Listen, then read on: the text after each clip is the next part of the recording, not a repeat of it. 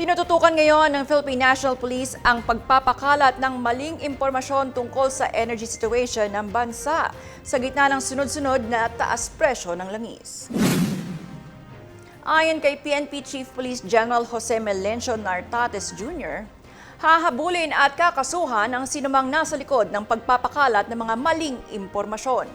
Inutusan na rin ang Anti-Cybercrime Group ng PNP para palakasin ang pagbabantay sa social media laban sa disinformation.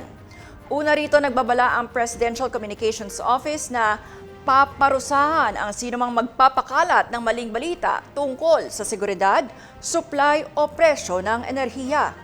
Paliwanag ng PCO, maaaring makulong ng hanggang 6 na buwan ang paglathala ng pekeng balita sa ilalim ng Article 154 ng Revised Penal Code.